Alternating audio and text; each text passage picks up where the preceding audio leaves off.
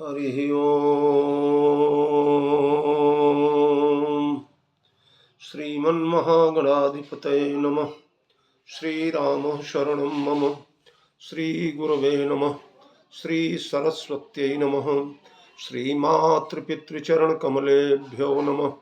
गणेश हेरम्ब गजाननेति महोदरं स्वानुभवं प्रकाशिन् वरिष्ठ सिद्धि प्रिय बुद्धिनाथ वदन्त एवं त्यजत प्रभीतिः। ओम नमः परमहंसास्वादित चरण कमल चिन्मकरंदाय भक्त जनमानस निवासाय श्री रामचंद्राय अतुलित बलधामं हेम शैलाभदेहं दनुजवन कृशानं ज्ञानिनामग्रगण्यं सकल गुण निधानं वानराणामुधीशं रघुपति प्रिय भक्तं वातजातं नमामि। वीणाधरे विपुल मंगल दानशीले भक्त्यार्तिनाशिनि शिव विरंचि हरीश बंदे कीर्तिम प्रदेखिल मनोरथ दे महारहे। विद्या प्रदायिनी सरस्वती नौमि नित्यम प्रभु समरथ सर्वज्ञ शिव सकल कला गुणधाम योग ज्ञान वैराग्य निधि प्रणत कल्प तरुणाम अपने अपने घरन की सब काहू को पीर तुम ही पीर सब घरन की धन्य धन्य रघुवीर खलदल बन दावाय नल राम श्याम घन मोर रोम रोम में वज्रबल जय केसरी किशोर जय कविता के गगन दिवाकर ज्ञान भक्ति के विमल प्रकाश पारिजात के पुष्पयाप हो जय गोस्वामी तुलसीदास। श्री गुरु चरण सरोज रज निज मन मुकुर सुधारी बरनऊ रघुबर विमल जसु जो दायक फलचारी। सियावर रामचंद्र की जय पवन सुत हनुमान की जय गोस्वामी जी महाराज की जय। श्री राम कथा महोत्सव की जय। श्री रामचरितमानस भगवान की जय। मेरे परमाराध्य अकारण करुणा वरुणालय मर्यादा पुरुषोत्तम भगवान श्री राघवेंद्र सरकार माँ मैथिली प्रभु चरित्र सुनबे को रसिया श्री हनुमंतलाल जी महाराज कविकुल चक्र चूड़ामणि साहित्य आकाश के दीप्त दिवाकर कविता कानन केसरी तुलसी नंदन गोस्वामी तुलसीदास जी महाराज भगवत चरितामृत का रसास्वादन करके अनंतानंत पीढ़ियों को पावन करने वाले भ्रमर भावुक हरिपद रस रसिक परम भाग्यशाली श्रोता बंधुओं, आइए बड़े सौभाग्य का विषय है। हम लोग सुंदर कांड के अंतर्गत श्री सीता जी और हनुमान जी महाराज के मिलन की कथा का आनंद ले रहे हैं। हनुमंतलाल जी महाराज वृक्ष के पल्लव में छिप करके किशोरी जी के रुदन देख देख करके स्वयं भी फूट फूट कर रोने की स्थिति में आ गए। देखिए, एक बार परम दुखी भा पवन सुत देख जानकी दीन।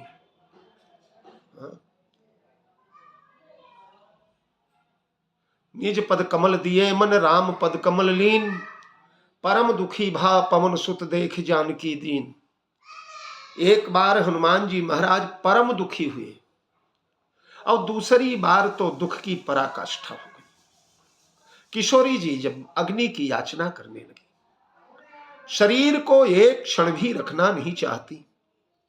वो शरीर वस्तुतः रखने लायक है भी नहीं जो अपने प्रियतम से बिछड़ गया हो। श्री राम जैसे पति जिसके बिछड़ गए हो, त्रैलोक के स्वामी जिसके बिछड़ गए हो, कैसे जिएगा वो। चक्रवर्ती सम्राट महाराज का जितना प्रेम भगवान श्री राम के प्रति था, उससे कम प्रेम थोड़े है सीता जी का। तो किशोरी जी प्राण त्यागने के लिए विकल है। त्रिजटा से अग्नि की याचना किया। यद्यपि वाल्मीकि रामायण में सीता और त्रिजटा का संवाद नहीं है। त्रिजटा से सीता जी ने अग्नि की याचना किया, त्रिजटा ने बहाना बनाया या जो भी हुआ, अग्नि नहीं दिया। निशि नयनल मिल सुन सुकुमारी कही अस कही सो निज भवन सिधारी। ये प्रसंग वाल्मीकि रामायण में नहीं है। त्रिजटा का स्वप्न तो है, स्वप्न सुना करके राक्षसियों को समझा बुझा करके वापस कर देती और फिर तृष्टा भी चली जाती है। ये अग्नि की याचना वाला प्रसंग, यानी काठ रचिता बनाई, मात अनल पुनि देहि लगाई, सत्य करहि मम प्रीति सयानी, सुनय को श्रवण सूल संबानी। ये सब वार्तालाप वाल्मीकि रामायण में तृष्टा से नहीं हुआ है। तो तृष्टा चली गई। अब सीता जी अग्नि की याचना कर रही है। आकाश के तारों से अग्नि मांगा, चंद्रमा से अग्नि मांगा, अशोक से मांगा। ये अशोक के लाल लाल जो नए नए कोपले फूटी हैं, नए नए किसले आए हैं, वो नवतरु किसलय मनहु कृषानु। ये यद्यप भगवान श्री राघवेंद्र के लिए है। राम जी को भी इन वृक्षों के कोमल कोमल किसले, कोमल कोमल कोपले बिल्कुल राम जी को भी अग्नि के समान ही दिखती हैं। श्री राघवेंद्र भी उन्हें आग के रूप में ही स्वीकार करते हैं। और किशोरी जी, सुनहि विनय मम बिटप यशोका, सत्य नाम करु हरु मम सेवका, नूतन किशलय अनल समाना, देहि अग्नि जनि करहि निदाना। वस्तुतः भगवान श्री राम के विरहाग्नि में विदग्ध होती हुई वैदेही को ये कोमल कोमल पल्लव आग के अंगार जैसे दिख रहे हैं। आदमी जिस वस्तु के कामना में, जिस वस्तु के चाहना में, जिस वस्तु की कल्पना में बिल्कुल परिपूर्णतः डूब जाता है, उसके लिए सारा संसार वैसा ही हो जाता है। किशोरी जी, राधा जी जिस समय भगवान श्री यादवेंद्र श्याम सुंदर ब्रज सीमंतिनी को छोड़ करके मथुरा चले गए, तो जहां जहां किशोरी जी की दृष्टि जाती है, वहां जीत देखऊं तित श्याम मई है, श्याम कुंज बन जमुना श्यामा, गगन घटा पर श्याम छई है, जित देखऊं तित श्याम मई है। सर्वत्र कृष्णमय ही देखती है। जमुना काली काली कृष्ण जैसी दिखती हैं। निकुंज कृष्ण जैसा दिखता है, निधि वन कृष्ण जैसा दिखता है, मधुबन कृष्ण जैसा दिखता है, वृक्ष के पत्ते कृष्ण जैसे दिखते हैं।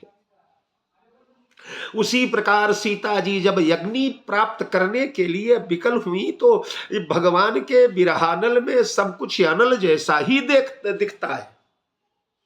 नूतन किशलय अनल समाना। मुझे याद आता है, एक बार नासिक के कालाराम मंदिर में, नासिक में कालाराम मंदिर एक है, अभी अभी हम वहां गए थे। वहां के महंत जी श्री सुधीर दास जी महाराज हमारे बड़े अच्छे स्नेही। तो उस कालाराम मंदिर में आज के 400-450 वर्ष पहले गोस्वामी जी के समकालीन रामायण रचयिता संत एकनाथ जी, जैसे रामचरितमानस अवधी भाषा में गोस्वामी जी ने लिखा है, वैसे मराठी भाषा में श्री एकनाथ जी ने भावार्थ रामायण नाम से रामायण की रचना किया है। बड़ा दिव्य, बड़ा सुंदर, मनोहर ग्रंथ है। मराठी भाषी लोग उसे प्राण के समान मानते हैं। बहुत बड़े लेखक हुए संत एकनाथ जी। ज्ञानेश्वर की ज्ञानेश्वरी उन्हीं ने लिखा है। ज्ञानेश्वर महाराज उसकी रचना करके परम पद हो गए, समाधि ले लिए, वह ग्रंथ विलुप्त हो गया। फिर महाराज एकनाथ को दिव्य दृष्टि देकर संत एकनाथ ने अपनी ज्ञानेश्वरी गीता, गीता पर महाभाष्य है, 9000 सवा 9000 चौपाइयों का, वो भी बोलते हैं मराठी में उसको। तो जितना बड़ा रामचरितमानस लगभग उतना ही बड़ा, उससे थोड़ा बड़ा ज्ञानेश्वरी गीता, उसके भी लेखक संत एकनाथ हैं। श्रीमद् भागवत महापुराण के 11 स्कंध पर एकनाथी भागवत नाम से उन्होंने लिखा है। 11 स्कंद में जो भगवान कृष्ण ने तत्व निरूपण किया है, उसकी जो व्याख्या ज्ञानेश्वर ने किया है, विश्व में दुर्लभ है सज्जनों। उसके बाद भावार्थ रामायण। तो भावार्थ रामायण रचना करके उसकी कथा कालाराम मंदिर में राम जी को एकनाथ जी सुना रहे थे। हनुमान जी महाराज सुन रहे थे। हनुमान जी का एक नियम है कि जहां कहीं भी राम कथा होती है, हनुमान जी महाराज उस कथा का श्रवण करने के लिए अवश्य आते हैं। तो कथा करते करते महाराज एकनाथ जी ने कथा किया कि जब हनुमान जी महाराज अशोक वाटिका में गए, उस समय हनुमान जी ने देखा कि अशोक वाटिका के सारे वृक्ष, सारे पत्ते बिल्कुल लाल लाल चमक रहे थे, अंगार जैसे चमक रहे थे। हनुमान जी महाराज कथा सुन रहे थे। हनुमान जी महाराज तो प्रत्यक्षदर्शी थे, वो तो लंका गए ही थे। हनुमान जी महाराज ने मन ही मन में सोचा कि ये पंडित कितना झूठी कथा सुना रहा है। अरे मैं तो प्रत्यक्षदर्शी हूं, मैं तो अशोक वाटिका में रावण के यहां गया हुआ था और मैंने देखा था कि रावण के अशोक वाटिका के जितने पत्ते हैं सब हरे हरे। तो उन हरे हरे पत्तों को देख करके मैं स्वतः आया हुआ हूं, और ये पंडित जी सुना रहे हैं कि लाल लाल पत्ते हैं,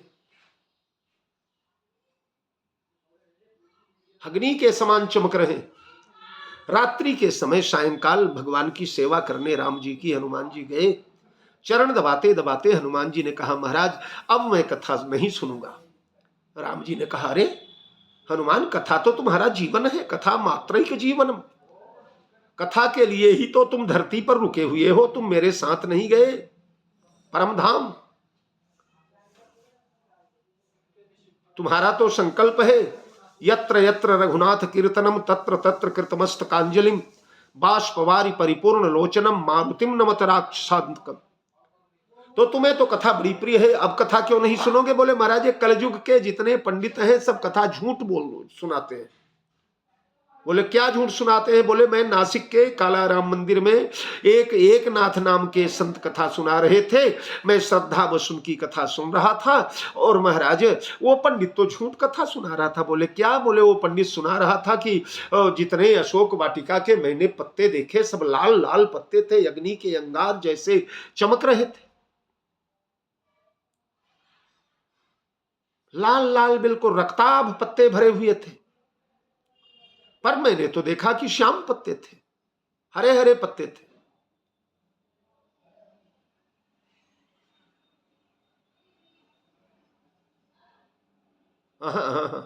मेरे से गलत हो गया।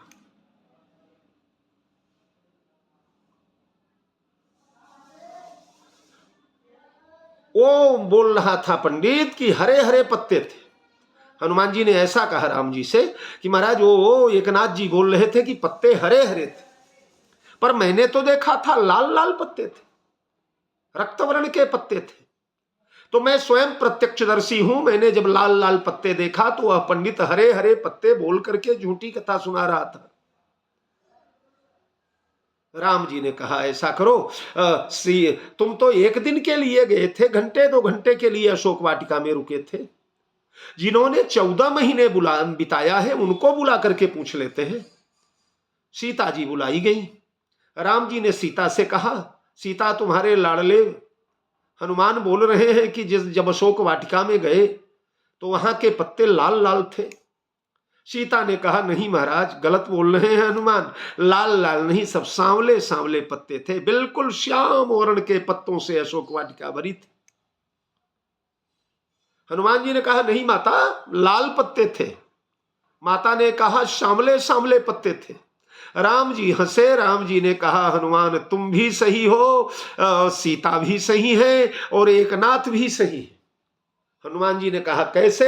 राम जी ने कहा, हनुमान जिस समय तुमने सीता की दुर्दशा देखा, देख परम विरहाकुल सीता सोचन कपि कलपसम बीता, रावण जिस समय सीता को धमकाने लगा, राक्षसियां जिस समय सीता को डराने लगी, खाने के लिए दौड़ने लगी, उस समय तुम्हारे आंखों में क्रोध बरस गया, आग के अंगार भर गए, तुम्हारी आंखों में खून उतर आया हनुमान, तो सारा जगत तुम्हें रक्तवर्ण का दिखने लगा, इसलिए तुम सही। और सीता का जब से मेरे से वियोग हुआ तब से सीता के नेत्रों में श्यामल छोड़कर दूसरा कोई रूप आया ही नहीं। वही राधा जी की बात, जित देखूं तित श्याम मई है, श्याम कुंज वन जमुना श्यामा, गगन घटा पर श्याम छई। तो सीता भी सही है। तो बोले एकनाथ, बोले वो तो सबसे सही है। क्या सबसे सही है? बोले वस्तुतः अशोक वाटिका के पत्ते हरे ही थे, वो न श्याम थे न लाल थे, पर तुम्हारे नेत्रों में खून भरा था, ताम्र रस से भरे हुए थे तुम, इसलिए तुम्हारे लिए वो लाल दिखाई पड़े। सीता मेरे वियोग में विकल है, मेरे रूप के अतिरिक्त कुछ देखती नहीं है, इसलिए सीता को श्यामल दिखाई पड़े। और वस्तुतः अशोक के पत्ते तो हरे ही हुआ करते हैं। इस प्रकार महाराज ने हरे हरे पत्तों का वर्णन किया। तो सीता इनसे अग्नि मांग रही हैं। हनुमान जी महाराज को सीता मैया जिस समय अग्नि ही नहीं मांग रही हैं, जब इन पल्लवों से अग्नि नहीं मिली तो सीता ने आत्महत्या करने का, यद्यपि कई लोग कहते हैं कि सीता जी कूद गई होती समुद्र में मर जाती थी, पहाड़ से कूद तो सहित गिरते गिरऊं पावक जरऊं जलनिधि मह परऊं, पहाड़ से कूदकर प्राण त्याग दिया होता, सीता जी समुद्र में कूद गई होती और दूसरा कोई उपाय करती, पर ना, पति वियोग में मरने वाली स्त्री जो पति के लिए जो मरती है वो प्रायः जलकर ही मरती है। सती जलकर मरने वाली को ही कहते हैं। इसलिए पहला प्रयास सीता ने जलकर मरने का ही किया, लेकिन वह संभव नहीं हुआ। और जब वह संभव नहीं हुआ तब सीता मैया अपना प्राणोत्सर्ग करने के लिए, बलिदान देने के लिए, प्राण त्याग करने के लिए दूसरा उपाय लगाती है। वह उपाय वाल्मीकि रामायण में लिखा गया है। ततो भी तप्ता बहुधा विचिंत्य, बहुत विचार किया। सीताथ बेड़ी ग्रथनम गृहीत्वा, किशोरी जी ने अपनी लंबी बेड़ी को पकड़ लिया। औद्वध्य बेड़्युग्रथने न शीघ्र महम गमिष्यामि अमस्य मूलम, महम गमिष्यामि अमस्य मूलम। सीता मैया ने यमलोक जाने की तैयारी किया। उपस्थिता सा मृदु सर्वगात्री शाखां गृहीत्वा च नगस्य तस्य तत्यास्तु रामं धरिचिंत परिचिंतयन्त्या रामानुजं स्वं च कुलं शुभांग्या। किशोरी जी ने अपनी लंबी बेड़ी को पकड़ा और पकड़ करके उन्होंने खड़े होकर के एक वृक्ष की शाखा को पकड़ करके सोचा इसमें फांसी लगा लूं बेड़ी की और मर जाऊं। पर बेड़ी की फांसी लगाने से कैसे मरे? फांसी के लिए तो गले में भी फंदा चाहिए। बेड़ी का फंदा गले में भी लगा ले, वृक्ष में भी लटका ले, ये तो संभव नहीं। पर यह विग्रता जब देखा हनुमान जी ने, तब गोस्वामी जी ने लिखा, देखी परम बिरहा कुल सीता सो क्षण कपिहि कल्प सम बीता। हनुमान जी महाराज को वह क्षण जो है कल्प के समान बीत गया। देखिए, क्षण जो है सबसे छोटा काल का पैमाना है। शास्त्रों में लिखा गया है 3 लव जो होता है वो 3 लव का एक क्षण होता है। 3 लव का एक निमिष होता है। निमिषस्त्री लवोगेयो नातस्तु क्षण त्रय क्षणम, नातस्तु क्षणत्रयम्। निमिषस्त्री लवोगेयो, 3 लव का एक निमिष और 3 निमिष का एक क्षण होता है। यह क्षण करि उपाय रिपु मारे क्षण महु कृपा निधान। रामचरितमानस में समय का सबसे छोटा माप जो है ये लव, क्षण और निमिष, इन तीनों को माना गया है। तो क्षण महु कृपा निधान, अरे क्षण मह सकल कटक उन्मारा, सत जो जन आयऊ क्षण माही। तो वह क्षण है काल का सबसे क्षुद्र पैमाना जो है वह हनुमान जी महाराज को एक कल्प के समान बीत गया। कल्प यानी 1000 बार जब चारों युग बीत जाते हैं, ये चतुर्युगी 1000 बार प्रारंभ होकर जब समाप्त हो जाती है तब एक कल्प होता है, यानी ब्रह्मा जी का एक दिन होता है। तो 1000 चतुर्युगी बीतने जैसा कष्ट हनुमान जी महाराज को उस समय सीता जी को देख करके हुआ। और हनुमान जी विचार करने लगे, कपिकर हृदय विचार।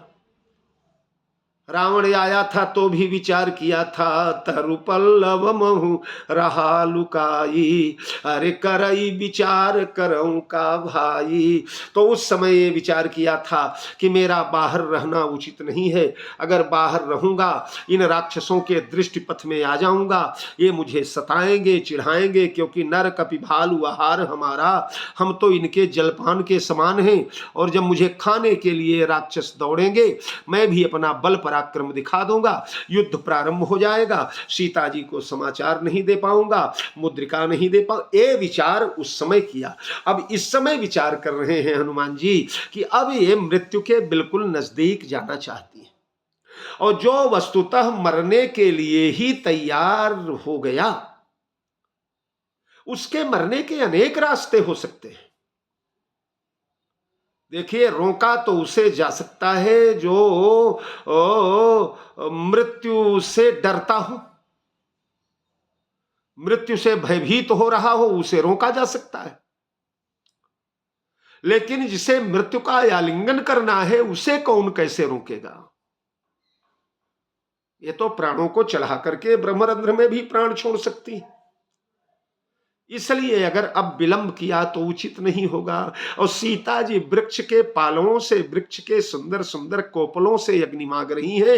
इन्हीं कोपलों के बीच में से अगर मुद्रिका को गिराया जाएगा तो सीता जी ये समझ जाएंगी कि ये इनके भाई, ये जो है अग्नि का अंगार है। अच्छा देखिए, सीता जी ने अशोक से आग मांगा था, हनुमान जी अशोक की भी लाज बचाना चाहते।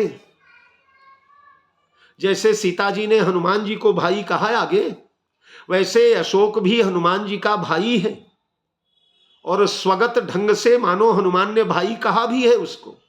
तरु पल्लव महु रहा लुकाई, करई विचार करऊं का भाई। तो इन्होंने अशोक से जब आग मांगा तो हनुमान ने सोचा मेरे भैया से आग मांगा है, और अगर आग न मिली तो मेरा भाई अशोक बदनाम हो जाएगा, अशोक की कीर्ति नष्ट होगी, अशोक की मर्यादा नष्ट होगी।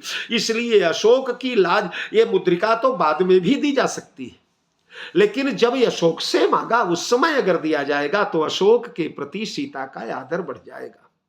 इसलिए भाई का मान बचाया मुद्रिका डाल करके, और फिर सीता अग्नि का अंगार मांग रही है।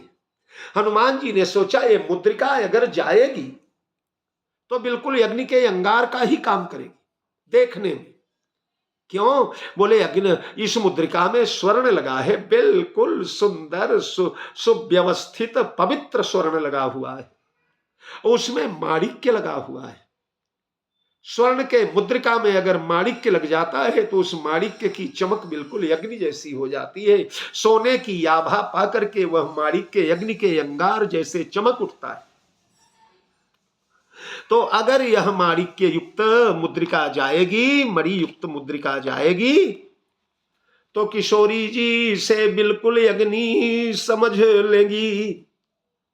इसलिए कपिकर हृदय विचार, दीन मुद्रिका डारी तब जनु अशोक अंगार।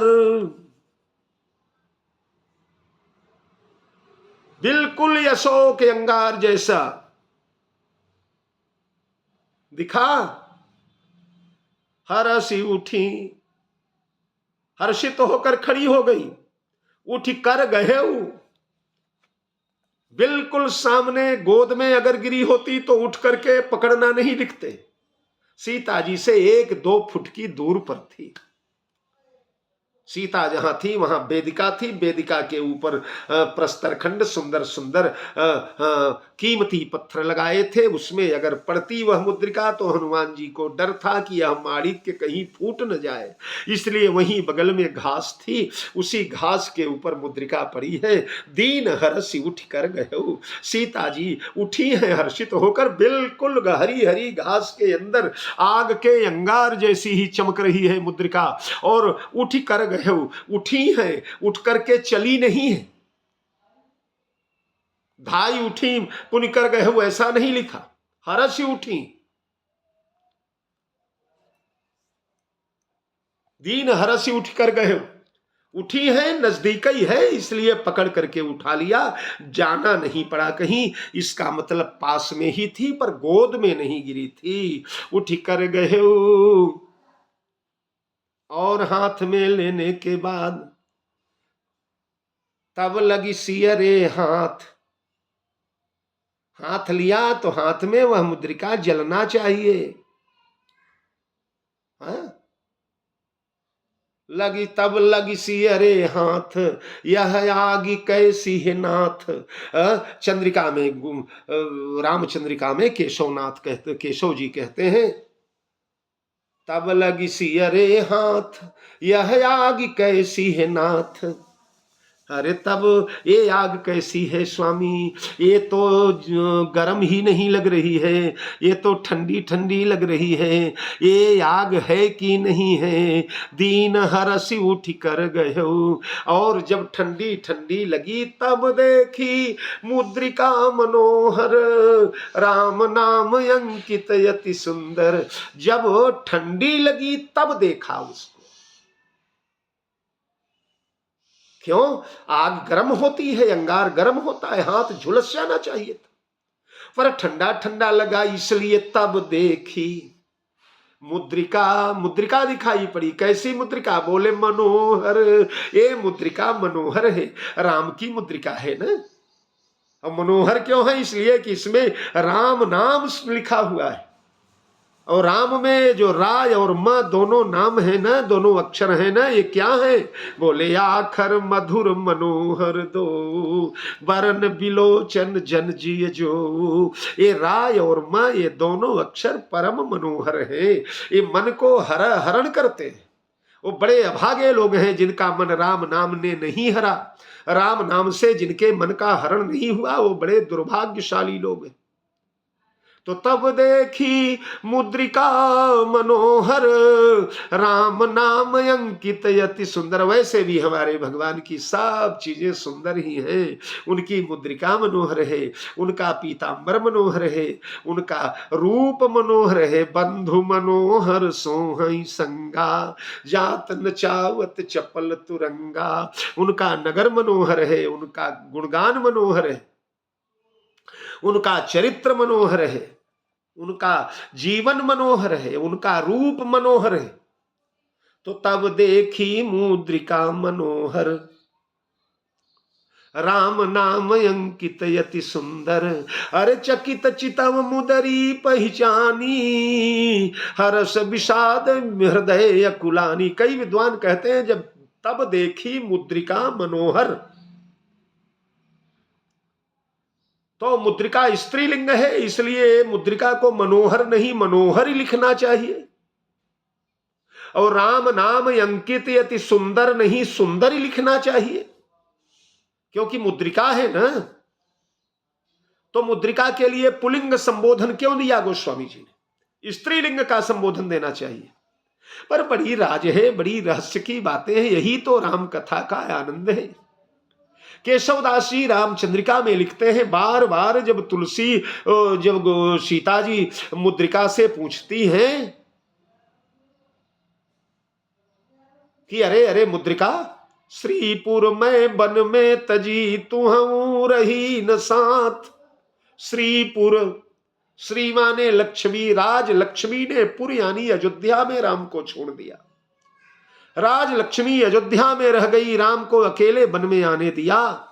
तो श्रीपुर उसने नगर में त्याग दिया, मैं वन में तजी, मैंने जंगल में उन्हें त्याग दिया, त्याग कर चली आई। अब तू हम रही न साथ, अब तू भी उनके साथ नहीं रही मुद्रिका। तो रे मुदरी अब त्रियन को करी हई विश्वास।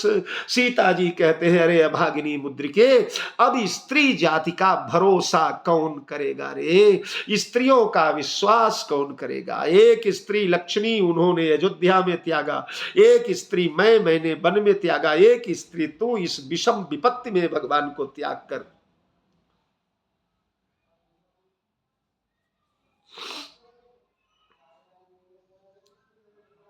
तो अब स्त्रियों का विश्वास कौन करेगा?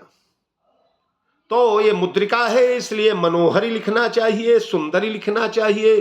तब देखी मुद्रिका मनोहर लिख रहे हैं और सुंदर लिख रहे हैं।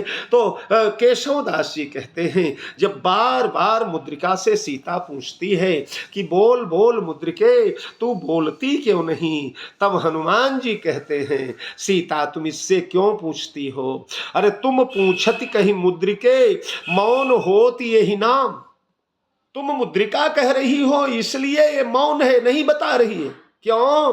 बोले कंचन की कंगन की पदवी दई, तुम बिन यही कहूं राम। राम भद्र ने तुम्हारे वियोग में इस अंगुलियों में रहने वाली मुद्रिका को कंगन बना लिया है। तुम्हारे विरह विकल तुम्हारे बिरह विकल है सीता रोवत नित रघुराई, जो मुदरी अंगुरी मह सोहती, अब कंगन लीन बनाई। वह मुद्रिका अब कंगन हो गई है। तो कंगन हो गई तो पुरुष हो गई, पुलिंग हो गई, पुलिंग हो गई तो पुलिंग का संबोधन लगेगा। इसलिए तब देखी मुद्रिका मनोहर, राम नाम अंकित यति सुंदर। और बस अब हनुमान जी का वार्तालाप शुरू ही हो जाएगा कल से। बहुत दिनों हनुमान जी महाराज वृक्ष के पत्तों में रहे महाराज, अब वृक्ष के पत्तों से निकलकर किशोरी जी के समक्ष आएंगे हनुमान जी महाराज। हम लोग इस कथा का आनंद कल से लेंगे। यहीं से जय जानकी जीवन। बहुत बहुत साधुवाद, धन्यवाद। कल पुनः मिलेंगे।